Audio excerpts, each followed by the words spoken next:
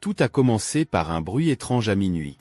Un son étouffé qui a rompu le silence absolu d'une maison solitaire. Clara s'est réveillée le cœur battant, les yeux fixés dans l'obscurité, essayant de discerner ce qui avait causé cette perturbation. La sensation d'un danger imminent remplissait l'air, et elle savait que sa vie était sur le point de changer pour toujours. Mais ce n'est pas le début d'une histoire d'horreur. C'est le début d'un voyage de courage et de résilience. Une histoire de nouveau départ, de trouver des forces au milieu du chaos et de comprendre parfois que nous devons tout perdre pour découvrir qui nous sommes vraiment. Clara était sur le point de faire face à des défis qu'elle n'aurait jamais pu imaginer, mais avant tout, elle devait survivre à cette nuit-là. Curieux de savoir ce qui s'est passé ensuite, entrez dans le monde de Clara et découvrez-le ensemble. Ma belle-mère et ma belle-sœur ont tenté de s'emparer de la maison de mes parents. Quand je leur ai demandé de partir, Marco m'a frappé. Je n'ai pas pu supporter davantage et j'ai décidé de révéler une vérité qui changerait tout. Tout a commencé par un appel de mon frère, qui avait récemment pris la direction de l'entreprise familiale après la retraite de nos parents. Ils avaient déménagé à Aspen pour profiter de leur retraite à la montagne, laissant l'entreprise entre des mains compétentes. Au cours de notre conversation téléphonique, mon frère m'a fait une proposition qui bouleverserait nos vies. Pourquoi ne reviendriez-vous pas à la maison familiale ? Vous savez que maman et papa ne l'occupent plus, et j'aimerais qu'un membre de la famille en profite. En plus, elle est proche de tout ce dont vous pourriez avoir besoin, a-t-il suggéré avec enthousiasme. L'idée m'a surprise, mais elle avait du sens. La maison où j'avais grandi était idéalement située, proche des gares, des hôpitaux, des écoles et des centres commerciaux, tout ce qu'une jeune famille pourrait souhaiter. Marco, que diriez-vous si nous retournions dans ma maison d'enfance ? Mon frère insiste sur le fait que ce serait parfait pour nous. Surtout maintenant que nous voulons avoir plus d'enfants, je lui ai proposé cette nuit-là, attendant sa réaction. Marco, toujours pratique et partisan de la proximité des bonnes écoles et des hôpitaux, a accepté avec un sourire. Je pense que c'est une excellente idée. Clara, ton frère a raison. C'est l'endroit idéal pour élever nos enfants. De plus, nous économiserons beaucoup sur le loyer et les autres dépenses, a-t-il répondu, les yeux remplis d'espoir et de projets partagés. Décidé et excité, nous avons commencé les préparatifs pour le déménagement. Nous avons emballé des souvenirs, des jouets pour notre petit garçon et tout ce dont nous avions besoin pour commencer à nouveau dans la maison qui avait vu grandir des générations. Mon cœur était empli de nostalgie et de joie en même temps. C'était un retour à mes racines et un nouveau départ pour notre famille. Une semaine plus tard, nous étions devant la maison de mon enfance. Le jardin avait besoin d'attention et la peinture de la façade s'écaillait. Mais rien que nous ne puissions gérer. Marco a passé son bras autour de mes épaules et a murmuré. Nous allons faire de cet endroit à nouveau un foyer merveilleux. En explorant, chaque coin avait une histoire. Depuis la marque sur la porte de la salle de bain qui mesurait ma taille chaque année, jusqu'au vieux hamac dans le jardin où mon père aimait me raconter des histoires sous les étoiles. Alors, tu aimes comment ta vieille chambre a été aménagée ? Marco m'a sorti de mes pensées en entrant avec une boîte marquée jouets. J'adore, mais il y a tellement à faire. Commençons ce nouveau chapitre ensemble et faisons de cette maison quelque chose de spécial pour notre fils. Comme elle l'a été pour moi, j'ai répondu avec un sourire, excité par tous les moments heureux que je savais venir. Ainsi, avec des promesses d'un avenir rempli de rire, d'apprentissage et d'amour, nous avons commencé à organiser nos affaires, prêts à écrire de nouveaux chapitres dans la maison qui serait maintenant notre foyer. C'était un retour à mes racines avec la promesse de nouveaux départs et la sécurité que, peu importe ce que l'avenir nous réserve, nous serions ensemble, élargissant notre famille et renforçant nos liens. Peu de temps après notre déménagement, les visites de ma belle-mère sont devenues plus fréquentes. Au début, elle semblait innocente, avec l'excuse de vouloir nous aider à nous installer ou simplement de venir voir comment se portait son fils Marco. Cependant, bientôt, sa véritable intention derrière ces visites a commencé à se révéler, quelque chose qui devenait de plus en plus inconfortable et sincèrement inapproprié pour moi. Un jour, alors que nous prenions le café dans la cuisine, ma belle-mère, avec un sourire qui se voulait décontracté, a commencé à parler. « Eh bien, Clara, comment ça se passe avec la maison ? C'est sûrement un grand soulagement de ne pas avoir à payer de loyer, n'est-ce pas ? » Elle a demandé, tentant de sonder le terrain. « Oui, ça nous a beaucoup aidé, » j'ai répondu, essayant de maintenir la conversation sur un terrain sûr. Non satisfaite de ma réponse vague, ma belle-mère a décidé d'être plus directe. J'imagine que tes parents doivent avoir pas mal d'économies et de propriétés, n'est-ce pas ? Je veux dire, après tant d'années à la tête de leur entreprise.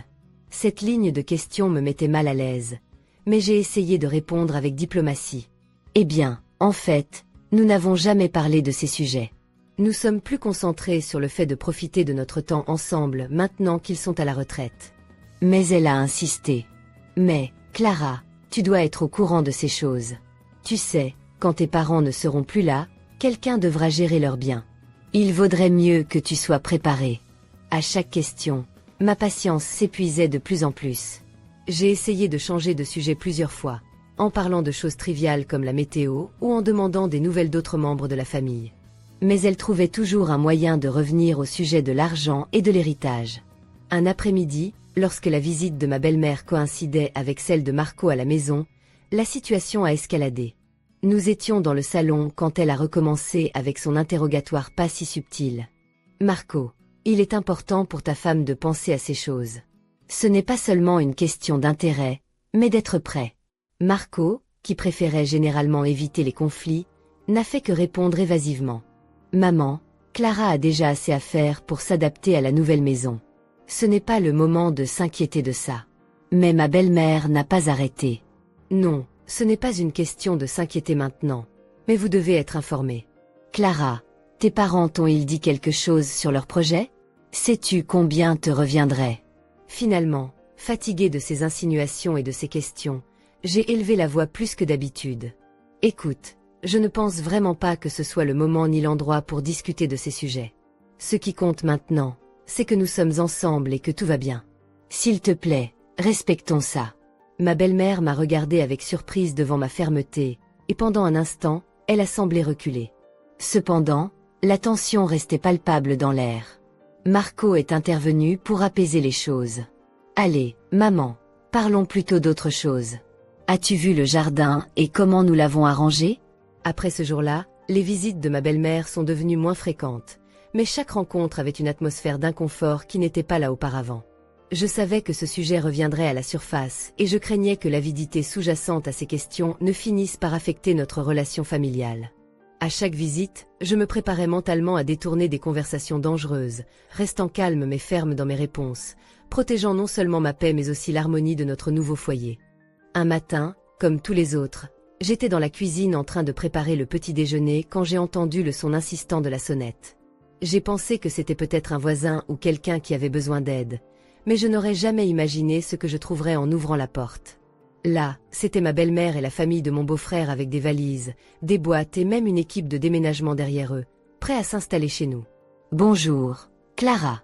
J'espère que ça ne te dérange pas. Nous avons décidé de venir vivre ici avec toi et Marco, » a annoncé ma belle-mère avec un sourire, comme si l'idée d'envahir notre intimité était la chose la plus normale du monde. Au début, je n'ai pas pu assimiler ce que j'entendais. « Comment ça, vous allez venir vivre ici? Marco est au courant de ça ?» ai-je demandé, complètement déconcertée. « Oh, nous ne voulions pas te déranger avec les détails à l'avance. En outre, c'est une si grande maison, vous ne remarquerez sûrement pas la différence, » a intervenu ma belle-sœur, tandis qu'elle commençait à diriger les déménageurs pour faire entrer les boîtes. J'ai essayé de garder mon calme et j'ai cherché Marco, qui sortait de notre chambre en entendant le tumulte. Sa réaction a été ce qui m'a le plus blessée, un simple haussement d'épaule et un « Quel est le problème si ma famille vit avec nous, Clara ? Il y a beaucoup d'espace, a-t-il dit, montrant une apathie que je n'attendais pas de sa part. Beaucoup d'espace. Marco ? C'est notre maison, notre espace personnel. Tu ne peux pas simplement décider ça sans me consulter, lui ai-je répondu, cherchant désespérément un signe de soutien dans ses yeux. Pendant que nous discutions, ma belle-mère et le reste de la famille ne perdaient pas de temps. Nous allons installer nos affaires dans ces chambres libres. Ça ne nous dérangera pas de vivre avec vous, et comme nous l'avons dit, nous n'avons pas l'intention de payer de loyer ni de service, a déclaré ma belle-sœur avec un aplomb total.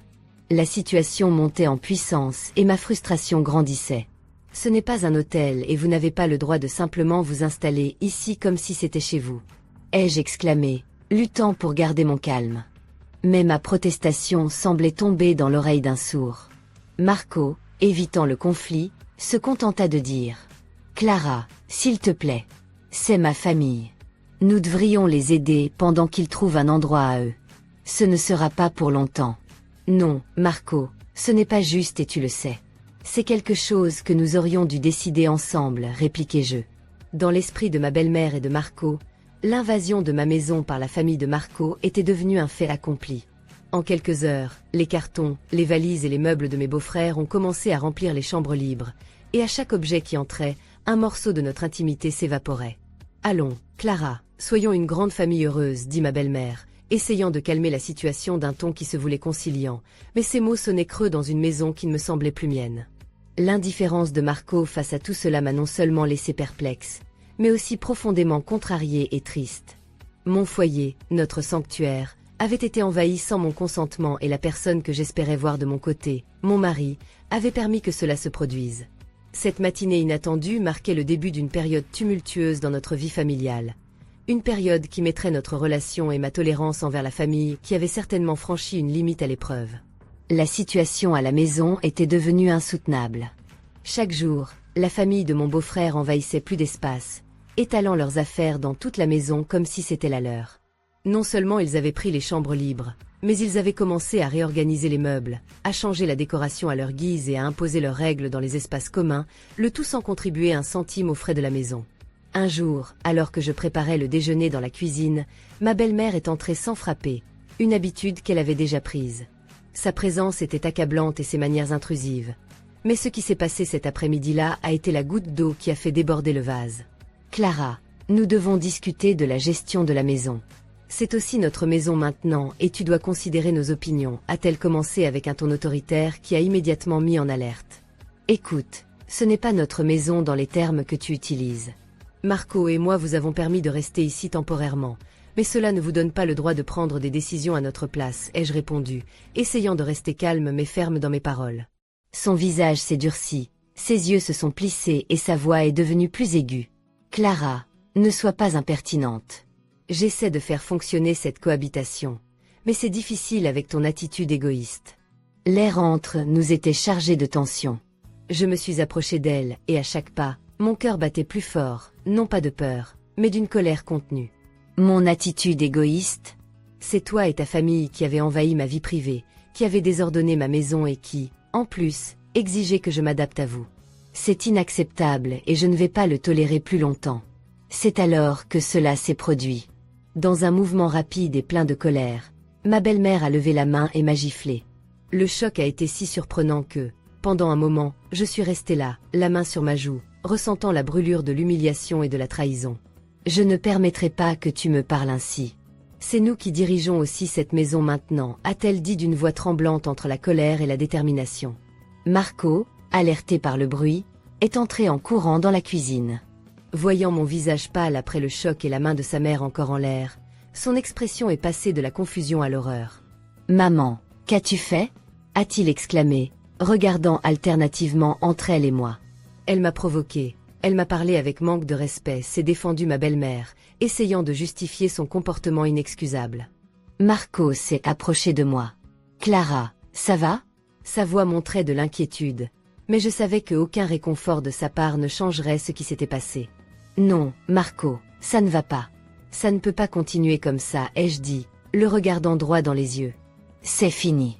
Ta mère ne peut pas rester ici un jour de plus. Après cela, l'incident a marqué un point de rupture définitif. Ce n'était pas seulement une invasion de notre vie privée, mais aussi une attaque directe contre ma dignité. Il était clair que nous ne pouvions pas continuer sous le même toit, et encore moins prétendre que les choses pourraient s'améliorer. L'audace de ma belle-mère, reflétée dans cette gifle, a été un réveil brutal à la réalité de notre cohabitation et le début de ma détermination à mettre fin à cette situation insoutenable. J'avais atteint ma limite. La gifle de ma belle-mère n'avait pas seulement marqué ma joue, mais aussi la fin de ma tolérance envers l'invasion et les abus constants de sa famille. Je n'étais pas prête à supporter un jour de plus dans cette situation. Donc, avec le cœur lourd mais déterminé, j'ai emballé mes affaires et cherché refuge temporaire dans un appartement proche. Avant de partir, j'ai appelé mon frère et mon père, déjà au courant des tensions dans mon foyer. Je leur ai expliqué ce qui s'était passé, et leur conseil a été unanime et clair. Clara, tu as besoin d'établir des limites maintenant. Coupe les services de la maison. C'est la seule façon pour qu'ils comprennent la gravité de la situation. Suivant leurs conseils, j'ai contacté les compagnies de services publics, électricité et eau, et demandé la coupure de l'alimentation de ma maison. Je savais que cet acte serait radical et provoquerait une réaction, mais c'était nécessaire pour retrouver un certain contrôle sur ma vie et mon espace. Il n'a pas fallu longtemps avant que les appels commencent. Le premier était de Marco. Sa voix était un mélange de confusion et de frustration. « Clara, pourquoi avez-vous coupé l'électricité et l'eau? Que se passe-t-il » ? Marco, j'ai décidé de prendre des mesures pour m'assurer qu'ils comprennent que ce qui se passe à la maison est inacceptable. Je ne peux pas continuer à vivre comme ça. Ta mère m'a giflé. Marco. Les choses ont été trop loin, ai-je répondu, d'une voix ferme mais chargée d'émotion. Mais comment allons-nous vivre sans ces services? C'est extrême. Clara, tu devrais reconsidérer, a-t-il tenté de me persuader. Je vais reconsidérer quand ta famille aura quitté la maison. Ils ne peuvent pas rester là comme si de rien n'était. C'est ma maison et j'ai besoin qu'ils respectent cela, ai-je dit, tranchante. L'appel suivant était de ma belle-mère, dont le ton oscillait entre colère et désespoir. Clara, c'est ridicule. Tu ne peux pas simplement nous priver des services de base. Nous sommes une famille. Une famille ne se traite pas comme vous m'avez traité.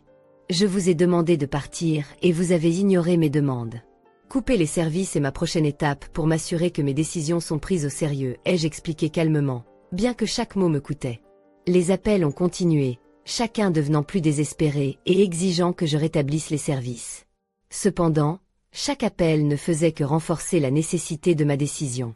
Il était clair que sans mesures drastiques, la situation ne changerait jamais. Vivant maintenant dans l'appartement, j'ai ressenti un soulagement temporaire de la pression et du stress que j'avais enduré. Cet espace m'a donné l'occasion de réfléchir à mes prochaines étapes et à la façon de gérer un éventuel retour chez moi. Un foyer qui devait redevenir le mien, libre de la toxicité et du contrôle de ceux qui étaient censés être ma famille. Cette décision radicale, bien que difficile, était nécessaire. Je défendais non seulement mon droit de vivre en paix, mais aussi je posais un précédent selon lequel je ne tolérerais pas les abus, peu importe leur provenance. La clarté de cette période de solitude me renforçait, me préparant à toute confrontation future qui pourrait surgir une fois que j'aurais décidé d'affronter la situation de front et de récupérer complètement mon foyer. Après avoir coupé les services de base de la maison, les tensions ont atteint un point culminant. Cependant, la réaction désespérée et chaotique de Marco et de sa famille n'a fait que confirmer que j'avais pris la bonne décision. Déterminé à mettre fin à cette invasion une fois pour toutes, je savais que ma prochaine étape devait être définitive et légalement contraignante. J'ai contacté mon avocat, un homme compétent et sérieux recommandé par mon père. Je lui ai expliqué toute la situation en détail, depuis l'invasion initiale jusqu'à la violence physique et émotionnelle que j'avais subie. Nous devons agir de manière décisive. Clara, je vais rédiger un avis d'expulsion pour violation de domicile, et s'il ne se conforme pas, nous engagerons des poursuites judiciaires, a expliqué l'avocat avec clarté. Reconnaissante pour son efficacité, j'ai donné mon consentement pour procéder. Le lendemain, l'avocat a envoyé l'avis formel à la maison. La notification légale exigeait que la famille de Marco évacue immédiatement la propriété sous la menace de poursuites judiciaires pour violation de domicile. Marco a été le premier à appeler après avoir reçu l'avis. Qu'est-ce que cela signifie, Clara? Un avis d'expulsion? Tu fais vraiment ça? Sa voix était un mélange d'incrédulité et de panique. C'est exactement ce que ça signifie, Marco. Ta famille et toi devez sortir de ma maison. Les choses ont été trop loin et je ne tolérerai plus d'abus ni d'intrusion dans ma vie privée, ai-je répondu avec fermeté. Mais où allons-nous aller? Pense à ma mère. Tu aurais dû penser à ta mère avant de décider d'envahir la maison que mes parents m'ont laissée. Tu avais eu l'occasion de résoudre cela autrement. Maintenant, je prends des mesures légales, ai-je coupé court à sa tentative de manipulation émotionnelle. Les supplications ont continué, cette fois avec des appels de ma belle-mère et de mon beau-frère, chacun tentant d'apaiser ma compassion ou mon sens de la famille. Mais chaque appel renforçait ma détermination. Clara, je t'en prie, reconsidère cela. Nous sommes une famille. Nous n'avons pas besoin d'en arriver à des poursuites, implorait ma belle-mère lors d'un appel. Non, vous avez franchi toutes les limites possibles. La famille ne se comporte pas de cette façon. J'ai pris ma décision et il n'y a pas de retour en arrière, affirmai-je à chaque réponse, fermant la porte à toute tentative de réconciliation.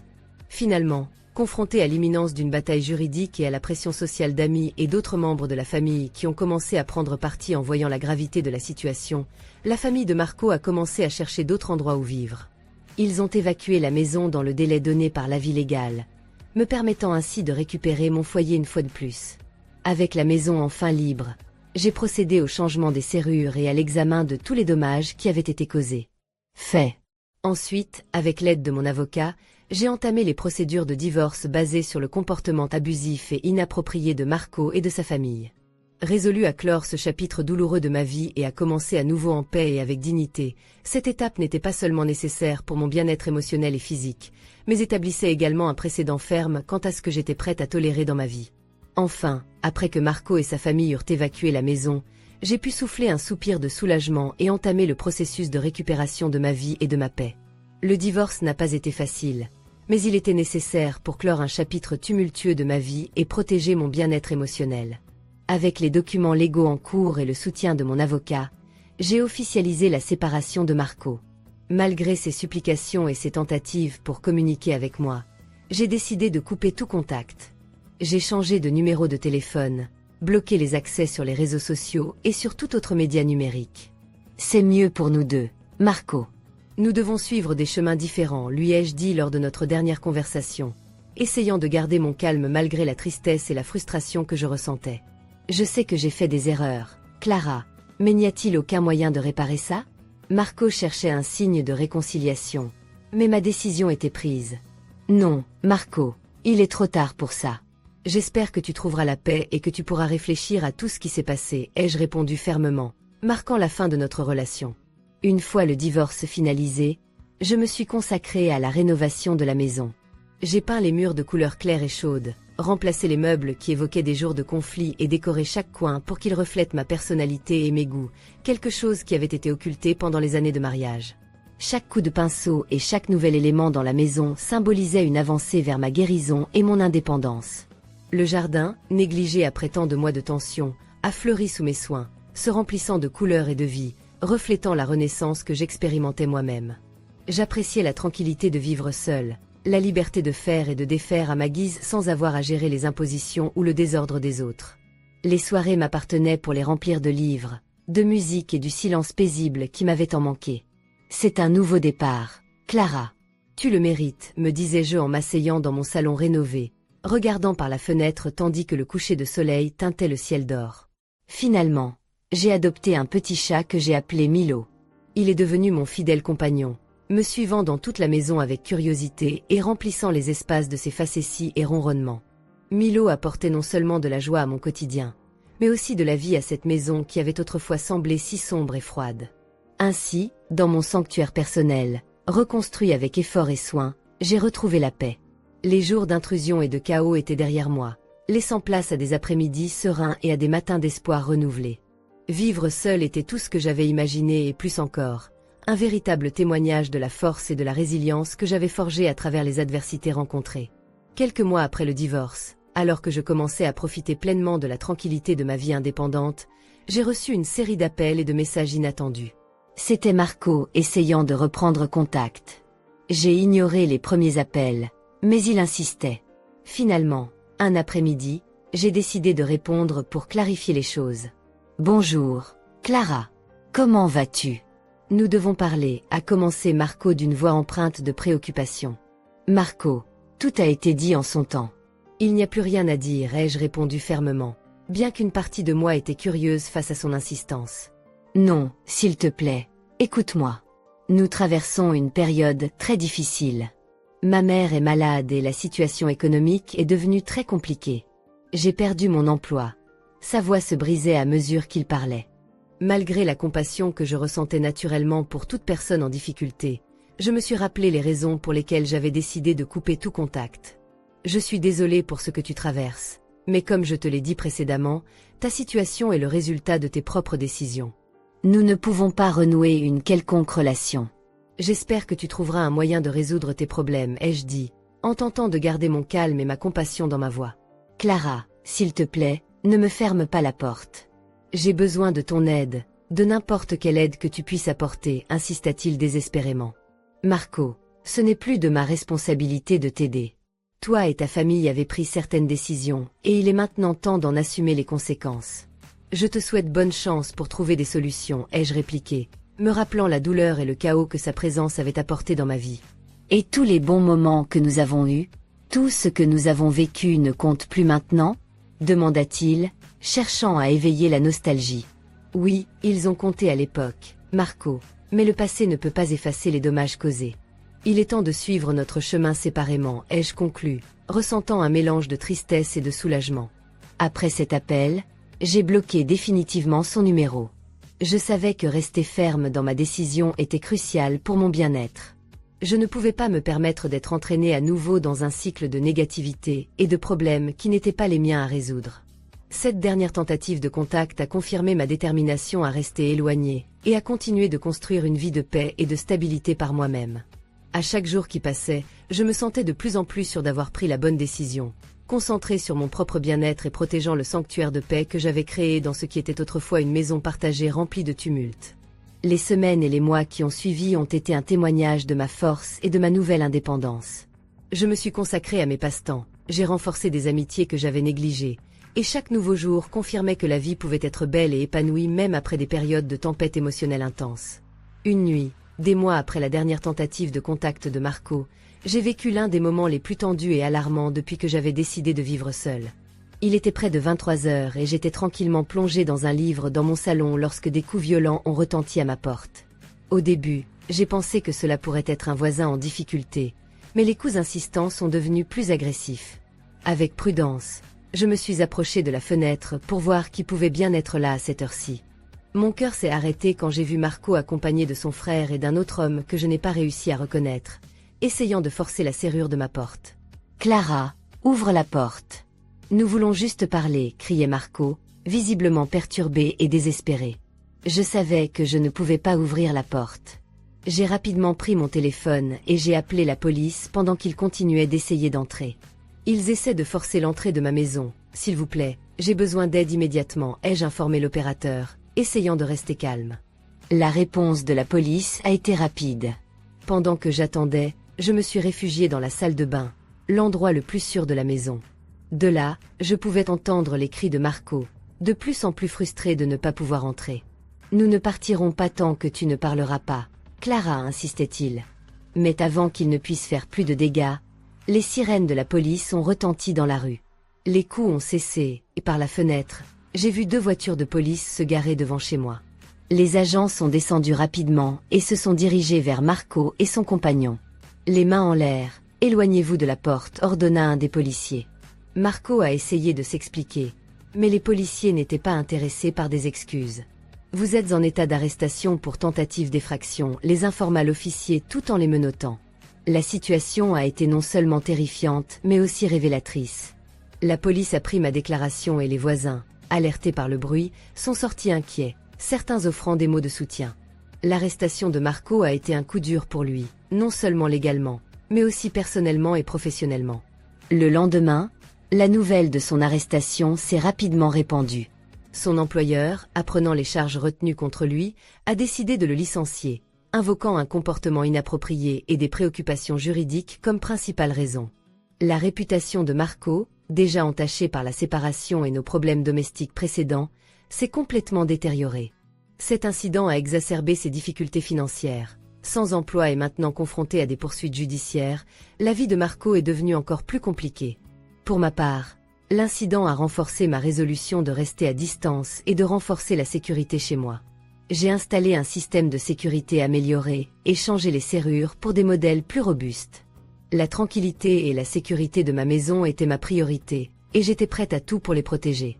Malgré la turbulence, cette expérience a affirmé ma décision de mettre fin à notre relation et de fermer définitivement ce chapitre de ma vie. Après avoir fermé la porte sur une période tumultueuse de ma vie, je me suis retrouvée dans le calme de ma maison, entourée de silence et de sérénité. La solitude que j'avais autrefois crainte était maintenant ma plus précieuse compagne. Dans ce sanctuaire personnel, je me suis permis de réfléchir à tout ce qui s'était passé, depuis l'invasion de mon espace jusqu'à la bataille légale et émotionnelle que j'avais dû mener pour revendiquer ce qui m'appartenait de droit. Un après-midi, alors que je savourais une tasse de thé dans mon jardin, ma voisine Léna s'approcha prudemment.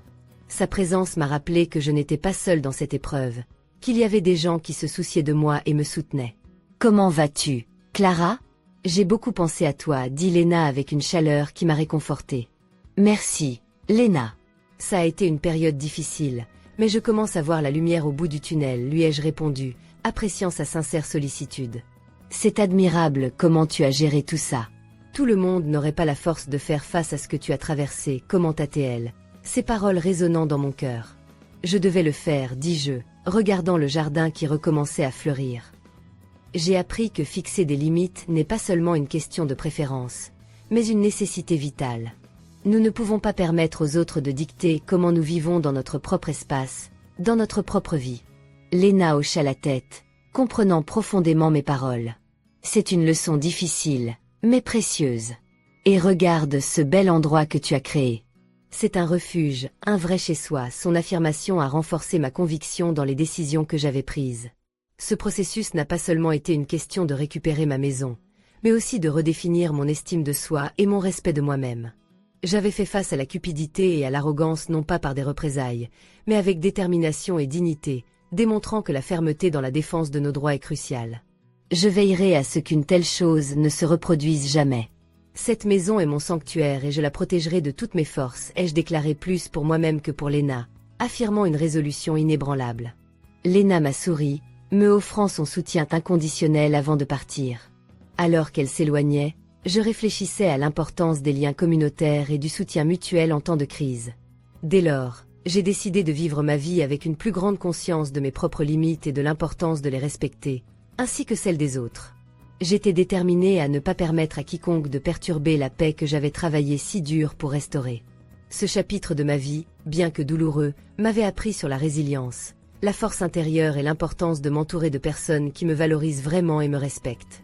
Avec la maison finalement pour moi seule et ma vie organisée à nouveau, j'étais prête à affronter l'avenir avec une nouvelle perspective, sachant que j'avais surmonté l'un des défis les plus difficiles que la vie m'avait présentés.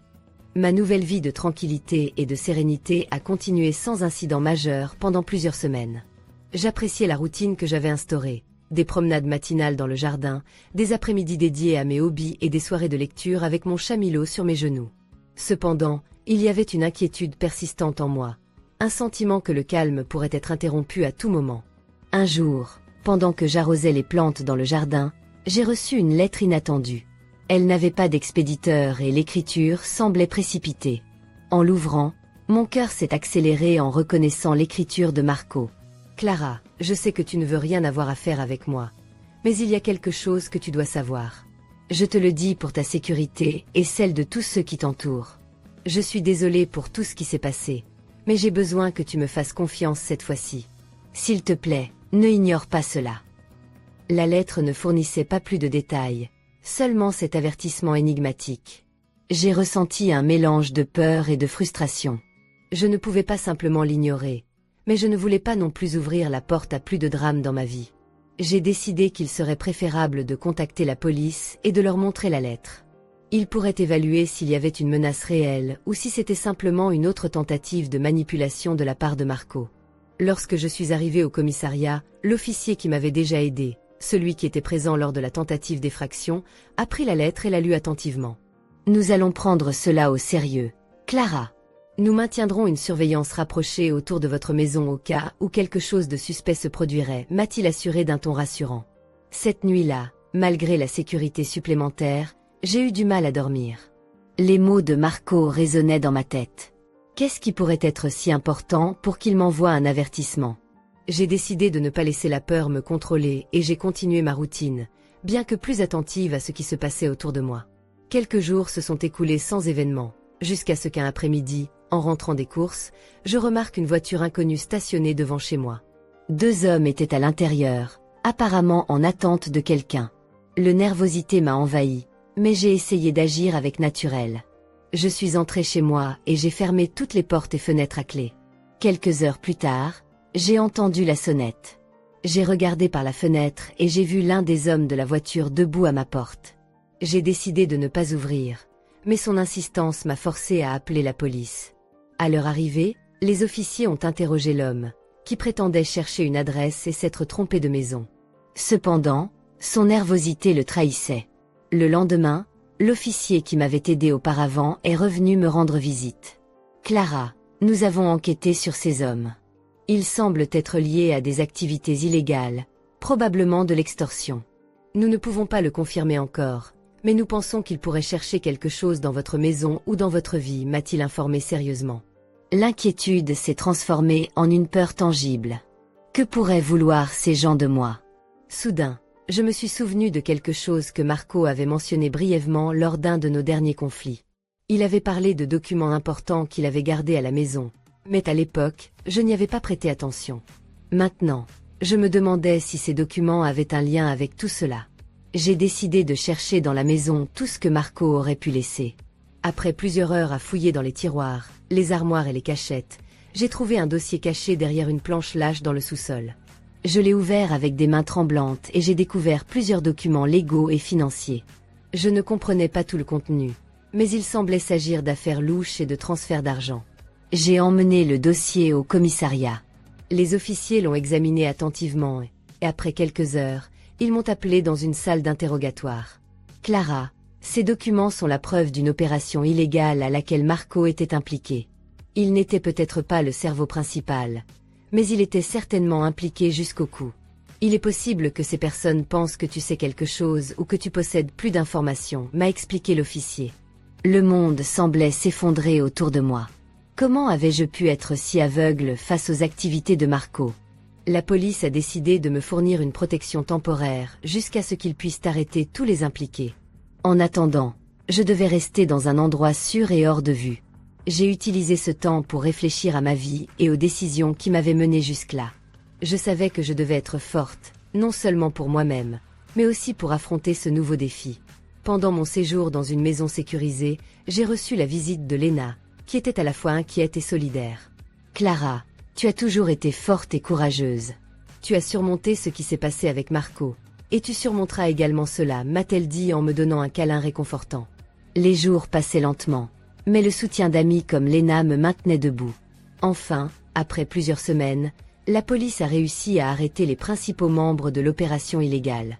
Marco, apprenant les arrestations, a décidé de collaborer avec les autorités pour réduire sa propre peine. Cela a permis de démanteler tout le réseau criminel. Une fois la situation résolue, j'ai pu retourner chez moi. La tranquillité était palpable, mais je savais que les choses ne seraient jamais plus les mêmes. Tout ce qui s'était passé m'avait profondément marqué, mais m'avait également rendue plus forte et déterminée à protéger ma paix à tout prix.